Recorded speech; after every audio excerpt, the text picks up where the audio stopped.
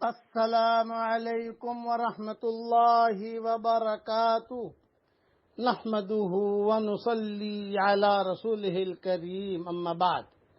آج کا سبق سن لیجئے۔ آج کے سبق کی سرخی ہے نماز سے دوستی کیجئے، پارٹ نمبر 64۔ حضرت انس بن مالک رضی اللہ تعالیٰ عنہ سے روایت ہے کہ رسول اللہ صلی اللہ علیہ وسلم نے ارشاد فرمایا، اذان اور اقامت کے درمیانی وقت میں دعا رد نہیں ہوتی، یعنی ضرور قبول ہوتی ہے۔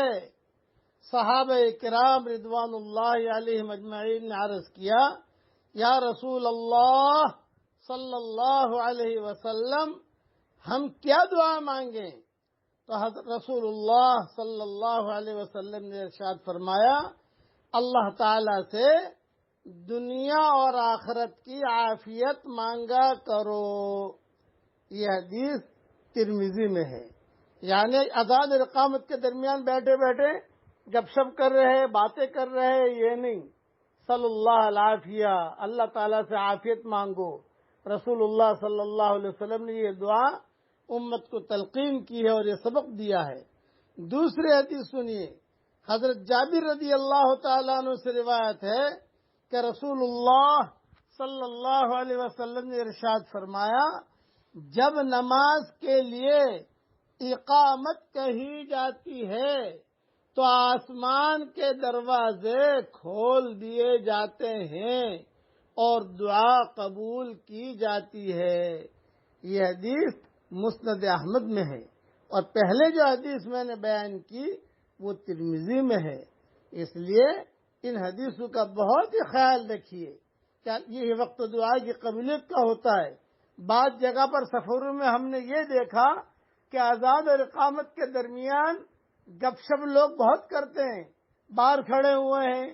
نماز جب کھڑی ہوگی تو میں ایک علاقہ ہے، نام نہیں لیتا، ساری دنیا جانتی ہے اس علاقے کو، میرا وہاں سفر ہوتا رہتا ہے۔ الحمدللہ عام طور سے میں نے دیکھا اذان ہو گئی، سنتیں پڑھ لی اور سنتیں کے بعد بیٹھ کر دعا مانگنی چاہیے، لیکن باہر جا کر گپ شپ کریں گے۔ یہ میں نے میری آنکھوں سے دیکھا، اور میں نے ان سے کہا کہ یار تم لوگ عجیب آدمی ہو، سنت پڑھ کر باہر جا کر کوئی جو ہے کوئی تمباکو کھا رہا ہے، کوئی یہ کھا رہا ہے، ابھی جو ہے 20 منٹ دے رہے ہیں نماز کے کھڑے ہونے میں، لیکن مسجد میں بیٹھنے کی توفیق نہیں ملتی، باہر کھڑے کھڑے باتیں کریں گے۔ تو ایک عالم میرے پاس آئے، مولانا یہ مصیبت ان لوگوں میں ہے کہ یہ مانتے ہی نہیں ہیں۔ میں نے کہا ان کے دل چڑھے ہو گئے ہیں، بھئی اذان کے بعد تو آدمی کو جب نماز کا انتظار کرے تو آدمی مسجد میں بیٹھے، دعا مانگے، درود شریف پڑھے، قرآن شریف پڑھے، یہ وقت دعا کی قبولیت کا ہوتا ہے۔ اس لیے ان چیزوں کا خاص خیال رکھیے۔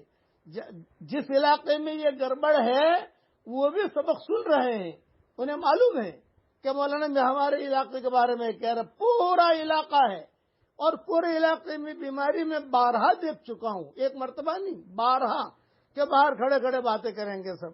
اس لیے باتیں کرنے کا وقت نہیں ہوتا ہے، دعا کی قبولیت کا وقت ہوتا ہے۔ اللہ تعالی ہم سب کو عمل کرنے کی توفیق عطا فرمائے، آمین۔